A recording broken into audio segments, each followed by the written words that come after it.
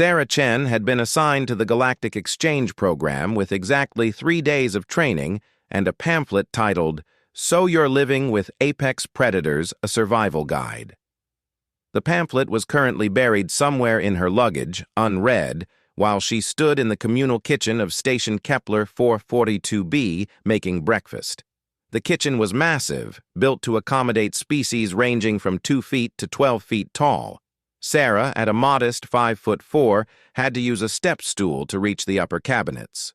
She pulled down a loaf of bread, popped 2 slices into the toaster, and pressed the lever down. The heating coils glowed a gentle orange. She didn't notice the 3 sets of eyes watching her from the doorway. The Vrexian cubs were supposed to be in their educational pod, but curiosity had gotten the better of them. Kirsch, Tal, and Venna were juveniles of a species that had dominated their planet's food chain for 60 million years. They stood on digitigrade legs, their bodies covered in mottled gray and black fur, with retractable claws and teeth designed for tearing through bone. Each cub was roughly the size of a full-grown lion, though they wouldn't reach their adult size for another 4 solar cycles. Sarah hummed to herself, completely unaware of her audience. The toast popped up with a cheerful ding. She grabbed it, hissed slightly at the heat, then quickly dropped the slices onto a plate. She spread butter across the golden-brown surface, watching it melt into the warm bread. Then came a generous smear of strawberry jam. Crush's ears perked forward. His translator implant processed the sounds, the smells, the actions.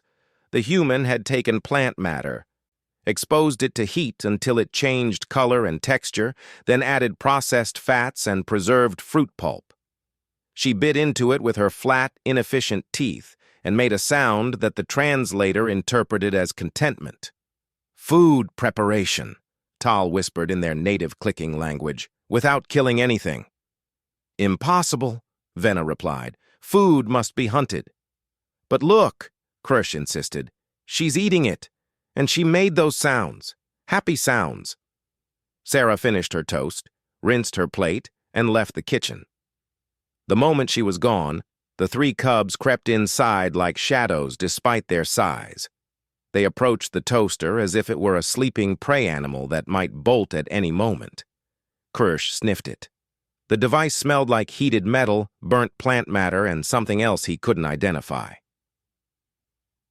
"This is the transformation device." "We should try," Tal said, his tail swishing with excitement. "We should make food like humans do." "We don't have their plant slices," Venna pointed out. Kirsch's eyes brightened with an idea that would later be described in the incident report as catastrophically misguided.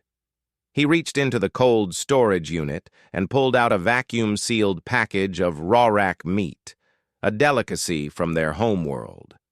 The meat was deep purple, marbled with yellow fat, and typically consumed raw in thin ceremonial slices. "We have this," he said. The 3 cubs looked at each other. In the brief pause that followed, not one of them considered that this might be a bad idea. They were predators, after all, apex species. If a human could transform food with this device, surely they could do the same. Kirsch tore open the package with 1 claw. The meat was soft, pliable, and definitely not bread-shaped.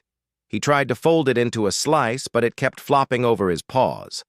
After several attempts, he managed to wedge a chunk roughly the size of 2 fists into one of the toaster slots.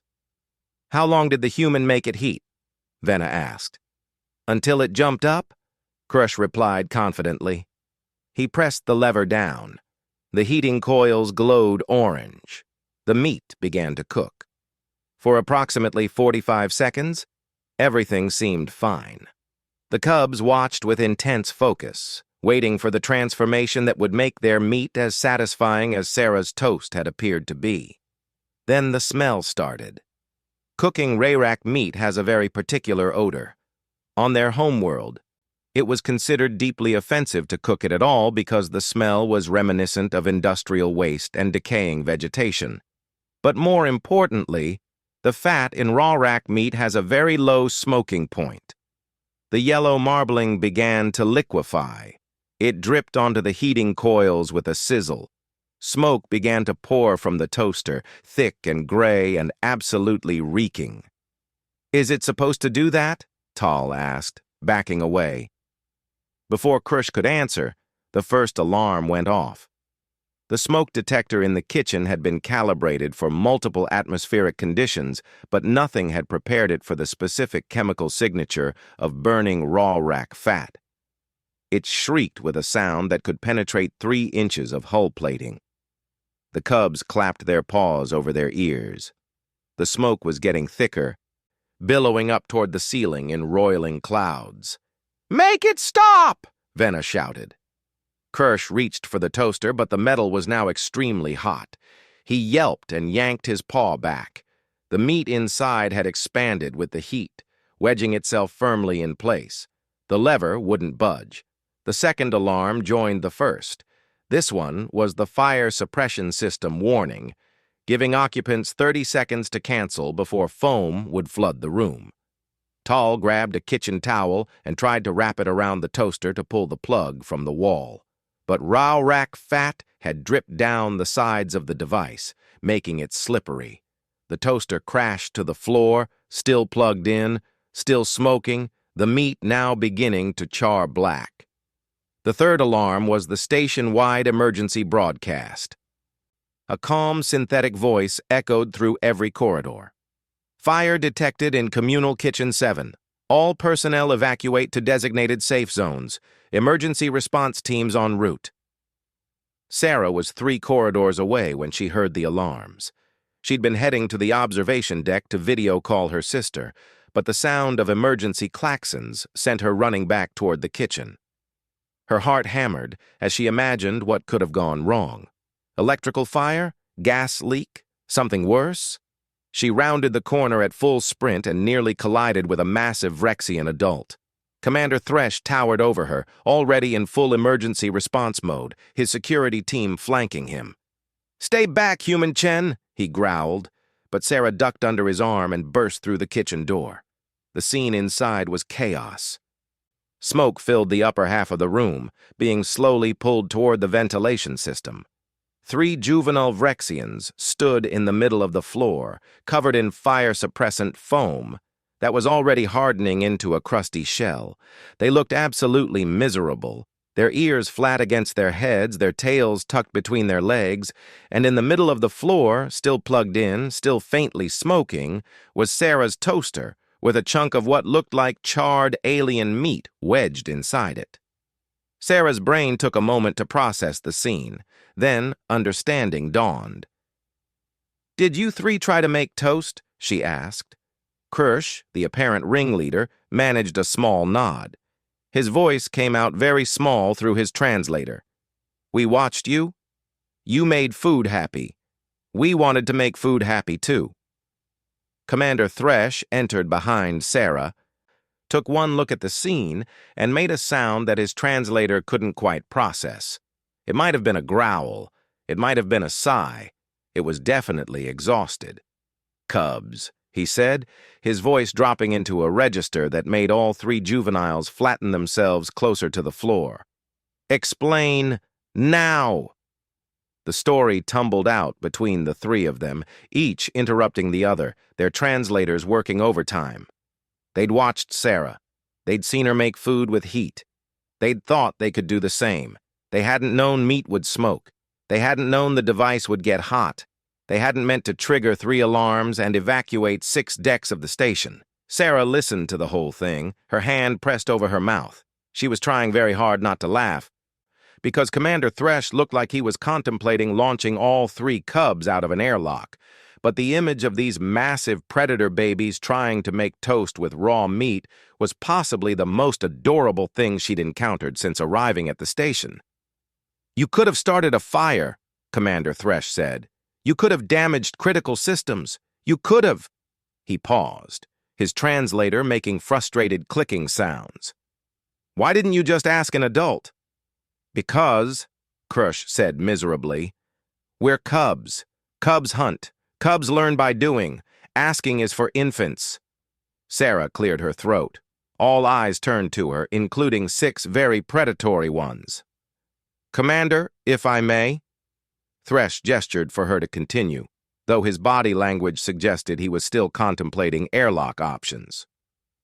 "On Earth," Sarah said, addressing the cubs, "we have a saying, you have to walk before you can run. Learning isn't shameful. Even adult humans learn new things all the time. I've been here 3 days, and I still don't know how half the equipment works." "But you made food without hunting," Venna said. "Food that made you happy. We wanted to do that too." Sarah's expression softened. "I appreciate that you were interested in human culture, but different species prepare food differently. What works for humans doesn't work for Vrexians." She picked up the destroyed toaster, now cool enough to handle. "This device is designed for bread. Dry, plant-based bread. Your meat has fat and moisture. It was never going to work." "Now we know," Tal muttered. "Now you know after triggering every alarm on the station," Commander Thresh added darkly. The cubs would face consequences, of course. Restricted access to communal areas for 2 weeks, mandatory supervision during free time, and a formal essay on fire safety to be presented to their education pod. But Sarah negotiated a cultural exchange as well. 2 days later, she stood in the same kitchen with all 3 cubs, now properly supervised. She showed them how to make toast again, explaining each step: the bread, the heat setting, the timing. They watched with intense focus, their ears forward, their translators capturing every word. Then she let them try with bread. Krish's first attempt came out burnt on one side and pale on the other. Tal's popped up barely warm. Venna's was absolutely perfect, golden brown and crispy at the edges. When Venna took a careful bite of her creation, smeared with butter just as she'd watched Sarah do, her eyes widened. "It's interesting," she said diplomatically, though her tail swished with uncertainty. "Not all food has to be meat," Sarah said with a smile. "But I understand if it's not your favorite. You're carnivores. That's okay." "Could you teach us other human food preparation?" Krish asked. "Without fire? Maybe?" Sarah laughed. "I think we can arrange that." The story spread through the station faster than the smoke had cleared. For weeks afterward, Sarah couldn't walk down a corridor without someone commenting on the Great Toast incident. The Vrexian cubs became minor celebrities, though they insisted they'd learned their lesson about unsupervised cultural experimentation. Commander Thresh updated the station safety protocols to include a section on species-specific cooking methods and why you should never put meat in a toaster. Sarah's destroyed appliance was mounted in the rec room with a plaque reading, "In memory of kitchen equipment lost to cross-cultural understanding." And sometimes, late in the evening shift, Sarah would find small gifts left outside her quarters. A carefully arranged pile of stones in patterns that meant apology in Vrexian culture. A data chip containing a formal thank you message recorded by 3 very earnest juvenile voices. Once, a package of Earth-imported bread with a note that simply read, "For proper toast making, we will watch from distance. Promise." Sarah kept all of them, because despite the chaos, despite the alarms and the evacuation and the mountains of incident reports, she'd achieved something remarkable. She'd bridged a gap between species by doing nothing more complicated than making breakfast, though she did invest in a new toaster with a biometric lock. Some lessons were important to learn, others were just common sense.